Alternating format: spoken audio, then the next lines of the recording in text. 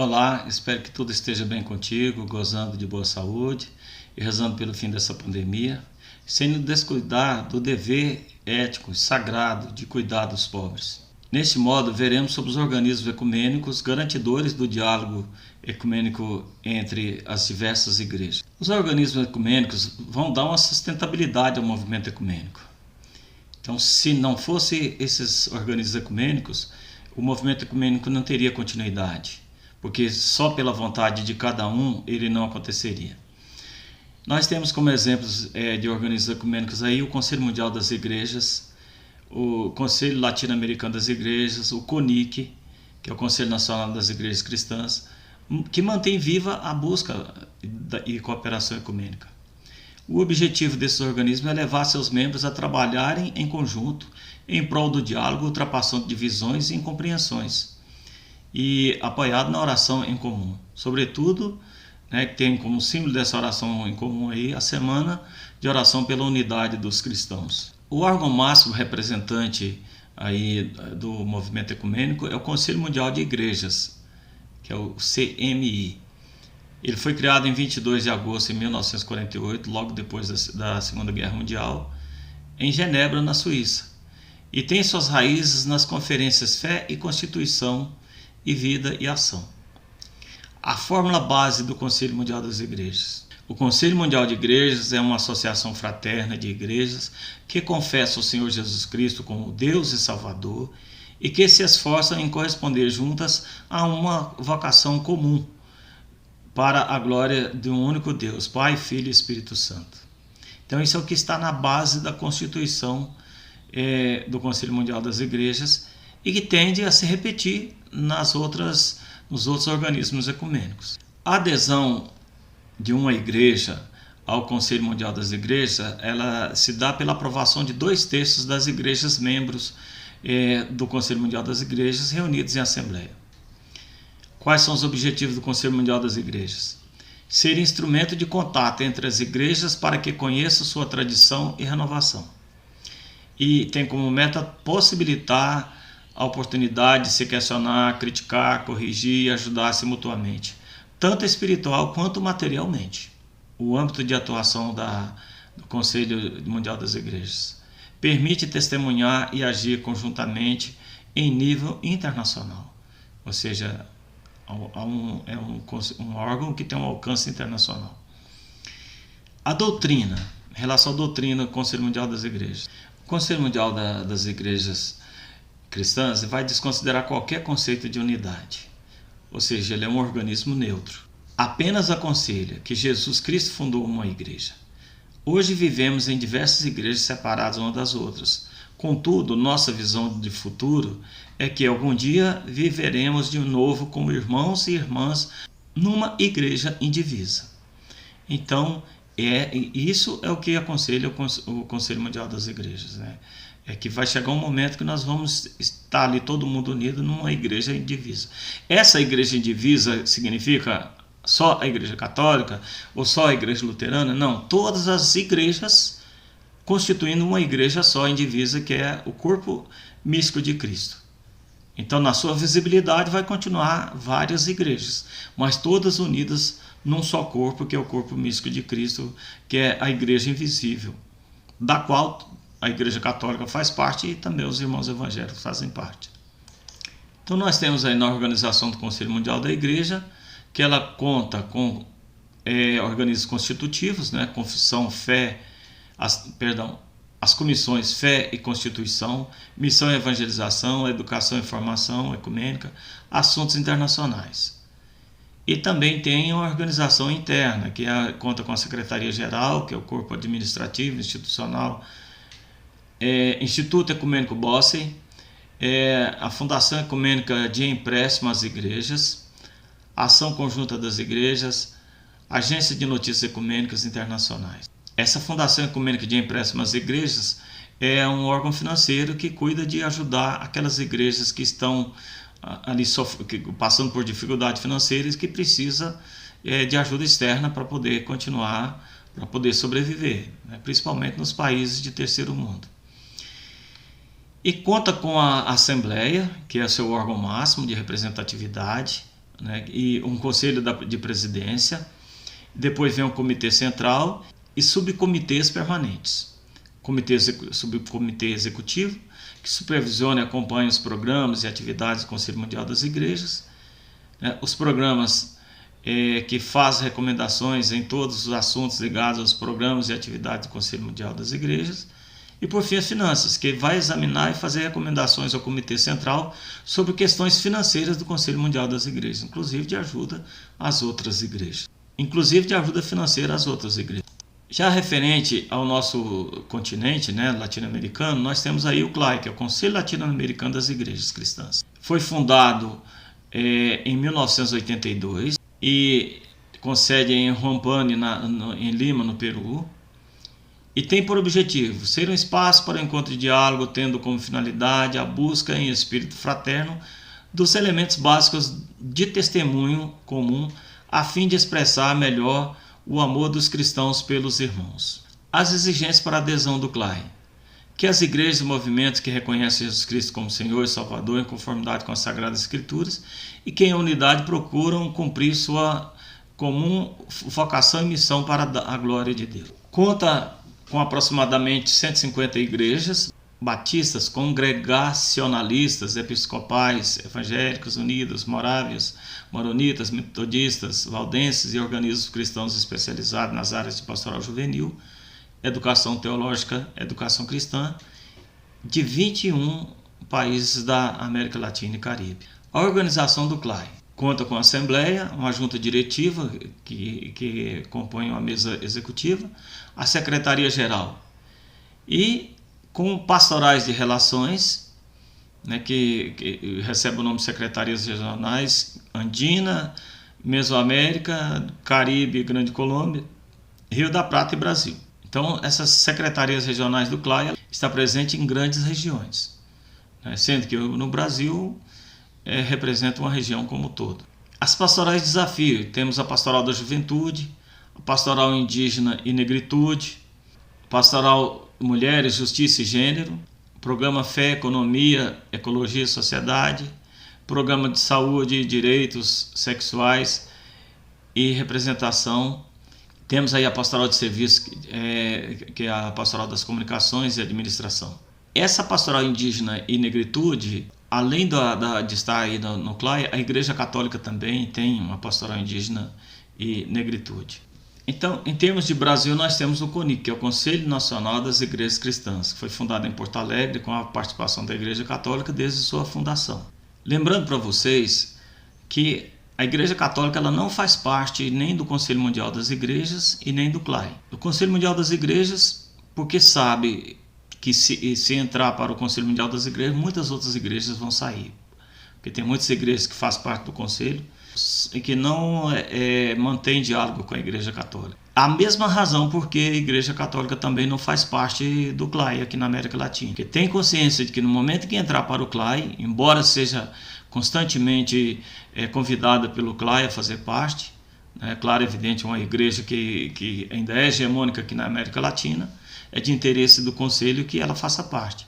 Mas a Igreja Católica sabe que se ela entrar, outras igrejas vão sair. Mas aqui no Brasil, como ela esteve na base de constituição do CONIC, ela continua, mesmo que tenha saído alguma igreja, como foi o caso da igreja da Igreja Metodista aqui no Brasil, que por uma orientação do pastor representante dessa igreja em nível nacional, ele que é contrário à Igreja Católica, foi retirada o seu nome da base de constituição do CONIC.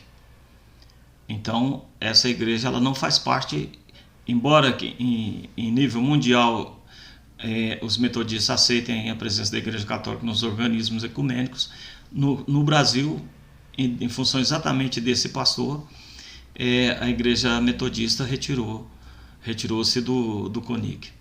Então, a fundação do CONIC vai se dar em Porto Alegre, na mesma época que foi fundado o CLAI, com a participação da Igreja Católica desde a sua fundação.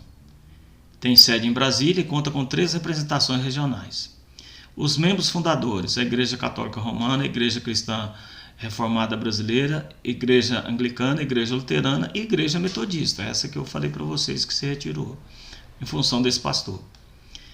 E os membros atuais, né, que são continua a Igreja Católica, a Igreja Anglicana, a Igreja Luterana, a Igreja Ortodoxa Siriana e a Igreja Presbiteriana Unida.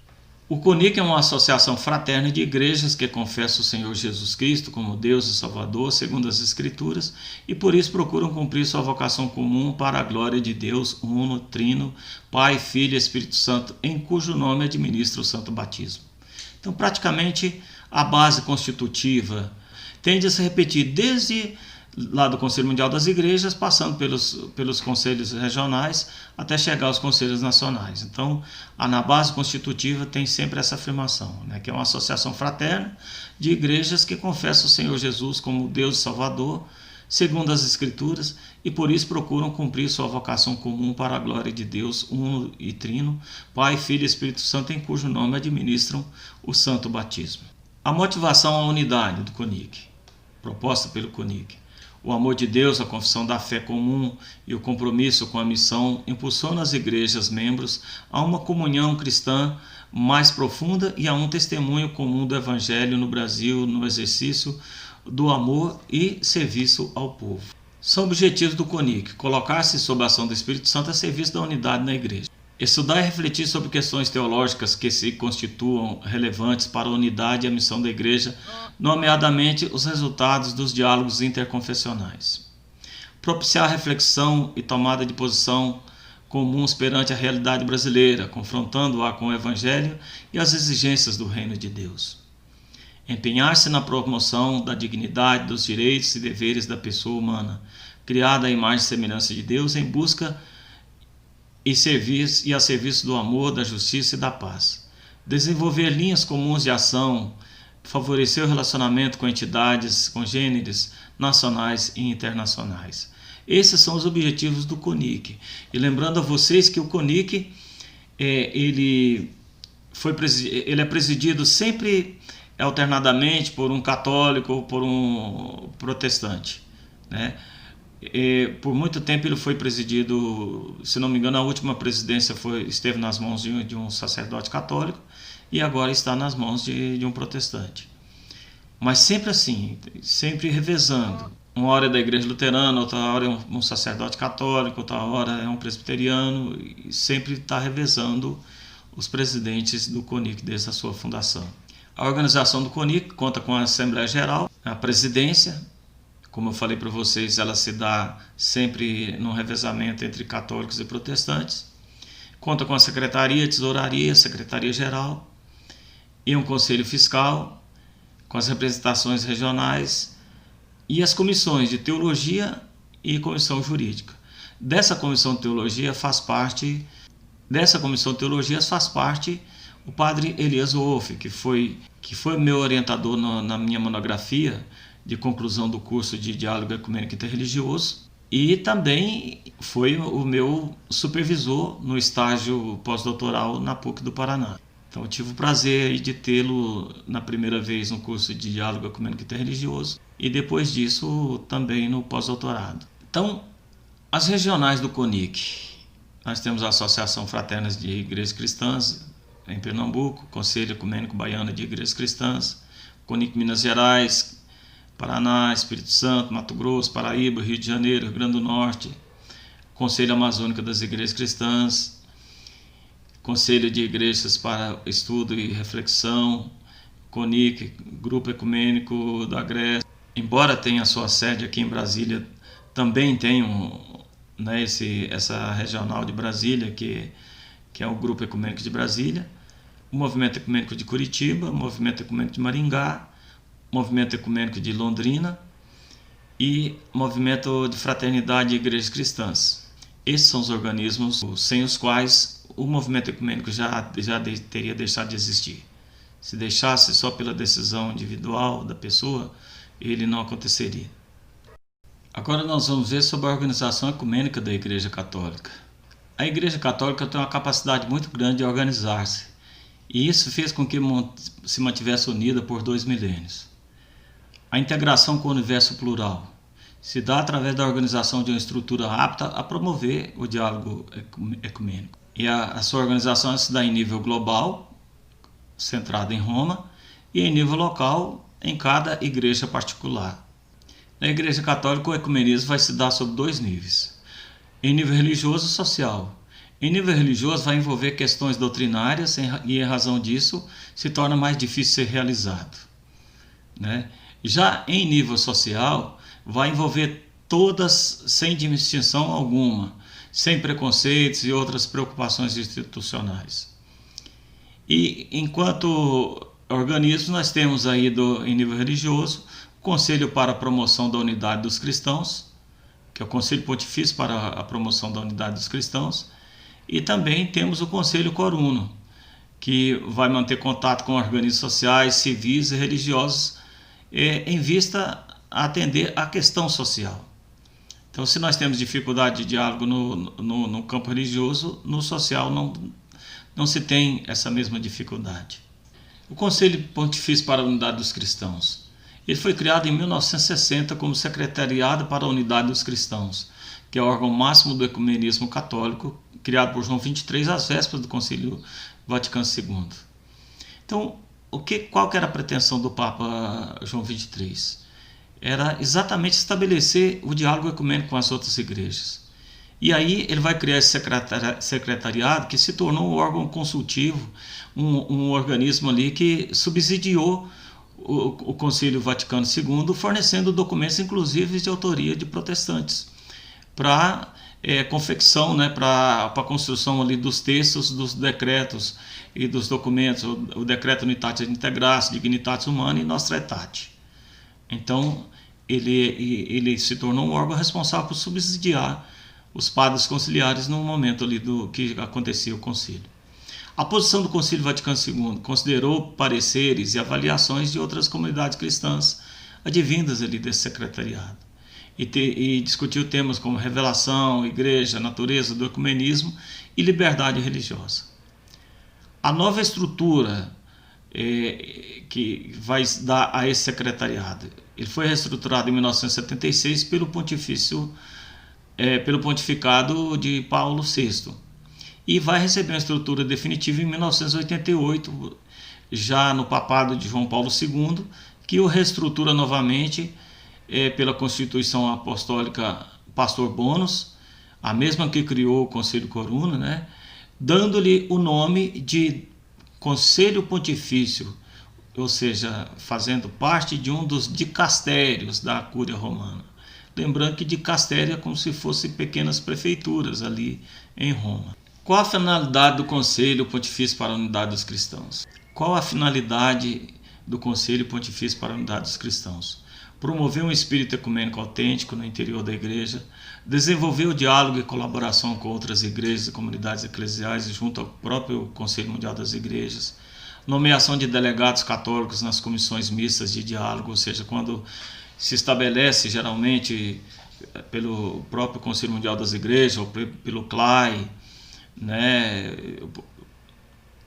Quando se estabelece por um organismo ecumênico como o Conselho Mundial das Igrejas, por exemplo, uma comissão mista de diálogo, vai caber a esse conselho a nomeação dos delegados católicos, pessoas preparadas para poder participar dessas comissões mistas.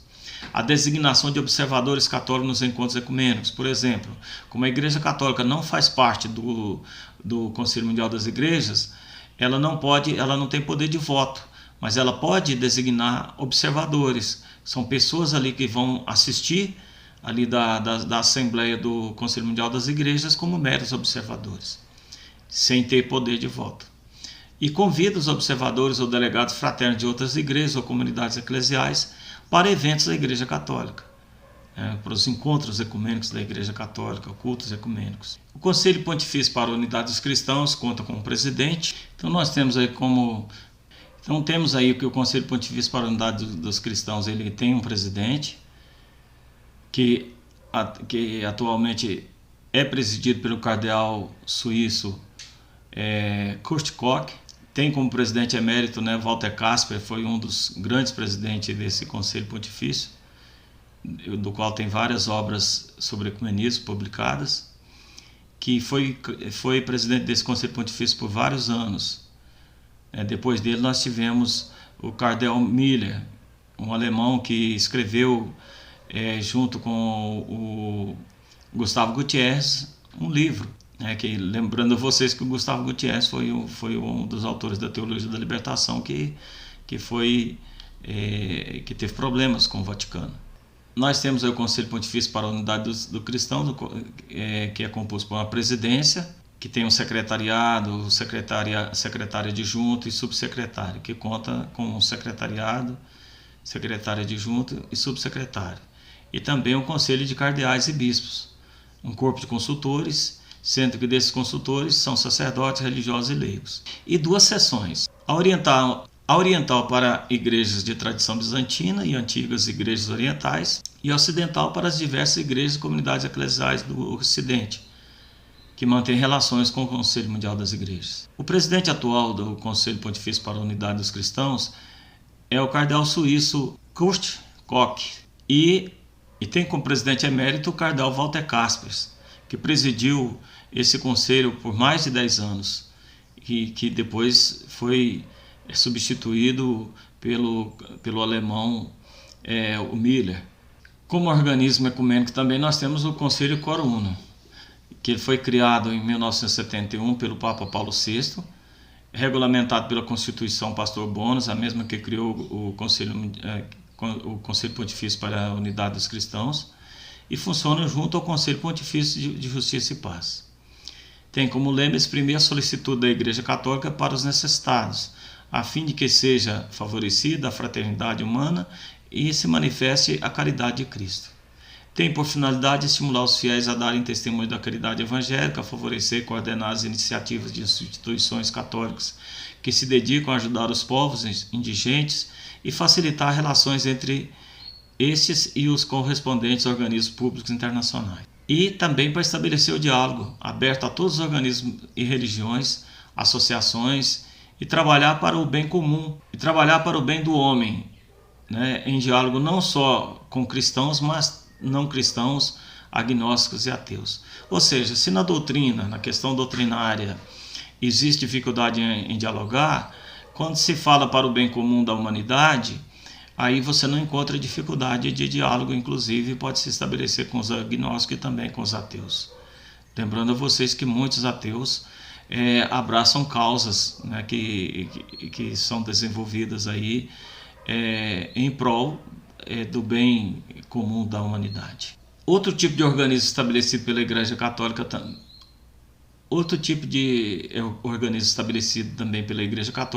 é a Conferência Episcopal.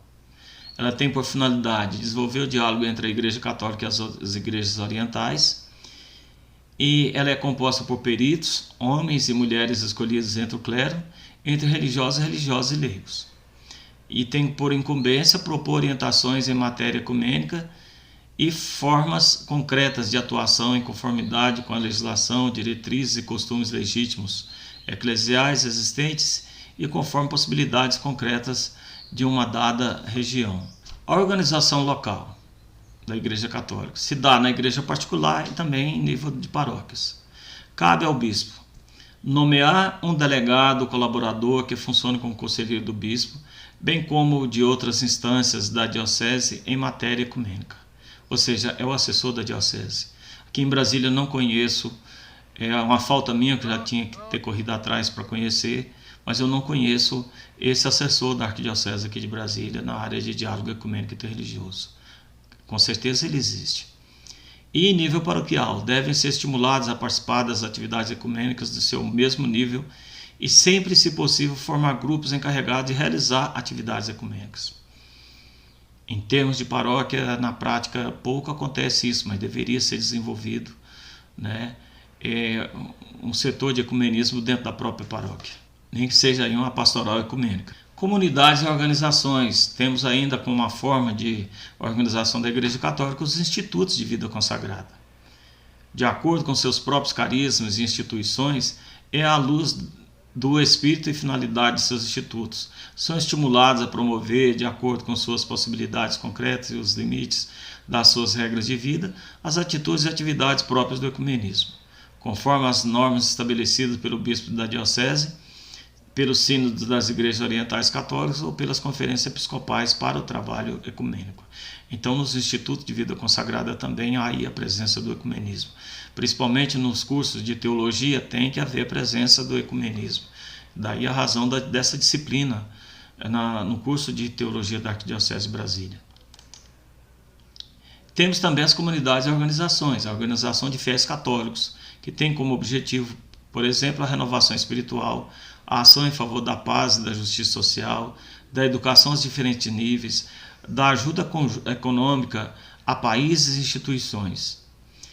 Eu tenho desconhecimento daqui de Brasília dessa organização de fiéis católicos ligados ao ecumenismo. A pastoral ecumênica é parte integrante do sistema de organização ecumênica da Igreja Católica. Ela se dá a nível paroquial. E o Conselho de Pastoral Ecumênica, que é a atividade de cunho pastoral realizada conjuntamente por diversas igrejas ou comunidades eclesiais. E a incumbência, a pastoral ecumênica trata das relações intereclesiais, estendida hoje às relações interreligiosas e interculturais, ou seja, nós não vamos ter ali na paróquia uma pastoral de diálogo interreligioso, nós vamos ter uma pastoral ecumênica que vai cuidar do diálogo entre as igrejas e também do diálogo interreligioso. Eu sei que tem paróquias aqui na Arquidiocese de Brasília que tem essa pastoral ecumênica. Nas comunidades das quais eu passei, infelizmente eu não consegui instituir essa pastoral, porque os padres carismáticos não são favoráveis ao diálogo com as outras igrejas evangélicas. Muitas vezes a gente vê o discurso, assim, contrário a esses evangélicos. Então hoje há uma concorrência, de certo modo, uma concorrência religiosa que não permite aos sacerdotes, principalmente em função da questão ligada a Nossa Senhora, estabelecer diálogo com os protestantes. A dupla missão da pastoral ecumênica, ela tem por finalidade buscar os interlocutores dispostos a dialogar e procurar com eles uma via comum na busca pela unidade, ou seja, que via comum é essa? Discutir daqueles temas que são comuns às duas, tanto ao catolicismo quanto ao protestantismo. Principalmente a questão social, por exemplo, de ajuda aos pobres. Estar atenta às acusações e calúnias cometidas contra a Igreja e sua ação no mundo, tendo por objetivo corrigir desvios eventuais, esclarecendo os fiéis católicos sobre a posição correta a se tomar. Isso aqui é muito importante, porque a nossa Igreja ela propõe uma coisa em relação ao ecumenismo, e os seus fiéis não seguem essas orientações.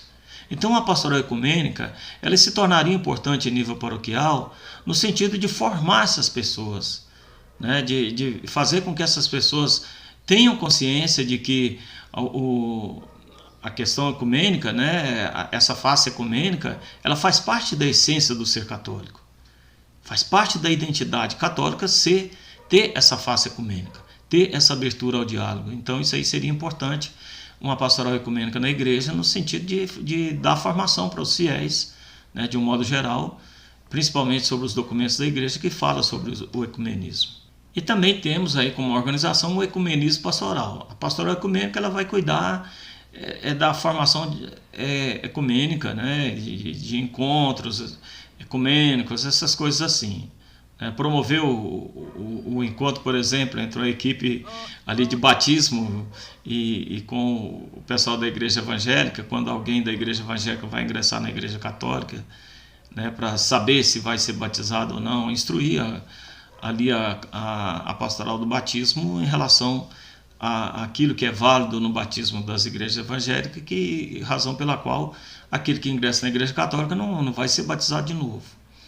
Então a pastoral ecumênica teria condições de fazer esse tipo de coisa, de ser essa ponte de ligação entre uma pastoral da Igreja Católica e o âmbito protestante, no sentido de procurar saber como é que se deu o batismo lá naquela igreja e tudo, para não se repetir de novo na Igreja Católica. Já o ecumenismo pastoral, ele é mais amplo, porque vai constituir-se a base da pastoral ecumênica. Ou seja, vai dar uma dimensão ecumênica a toda a vida e ação da igreja. Vai fazer com que todas as pastorais tenham uma abertura ecumênica, todas as pastorais tenham uma consciência ecumênica. Então é importante esse ecumenismo, enquanto a pastoral ecumênica é um órgão formador, né? O ecumenismo pastoral é uma consciência que deveria ser estabelecida em todas as pastorais. Por exemplo, a pessoa que está numa equipe de curso de noivos. Num curso de noivos vai estar presente ali uma parte protestante, que vai ser um casamento misto. Se aquela pastoral ali não tem consciência ecumênica, aquele noivo ali pode sair dali super decepcionado com a Igreja Católica. Porque num dado momento pode começar a falar mal dos protestantes e tudo. Coisa que complica. Às vezes o noivo está saindo da igreja protestante, mas tem lá seus pais, tem seus irmãos, tem avós, bisavós, enfim, tem suas raízes ali no meio evangélico. Não vai querer ouvir falar mal da igreja evangélica. Então nós temos aí que essa mentalidade, né, ecumênica em toda a igreja, ela é necessária, né? Ela é necessária. Então quem vai atender, por exemplo, fazer celebração de exéquias nos cemitérios, que não cabe só aos diáconos, os leigos também podem fazer, os ministros da Eucaristia estão autorizados a fazer celebração de exéquias, precisa de conhecer, precisa saber sobre a questão ecumênica, porque num dado momento ele pode ter um problema lá no campo da esperança, por exemplo. Então, essa consciência do ecumenismo pastoral, ela é importante em cada uma das paróquias, a começar do próprio padre. A questão da catequese, tudo isso é importante ter, porque hoje a nossa igreja, em tudo, na própria evangelização, ela já tem essa faceta ecumênica. Porque eu não imponho, através do diálogo, eu não imponho transformando o diálogo num monólogo, mas eu vou conhecer ali a riqueza que o outro tem também a oferecer. A evangelização vai se dar no nível de um intercâmbio de dons, de uma troca de experiências e de enriquecimento mútuo. Tenha uma santa e abençoada semana e até o nosso próximo encontro.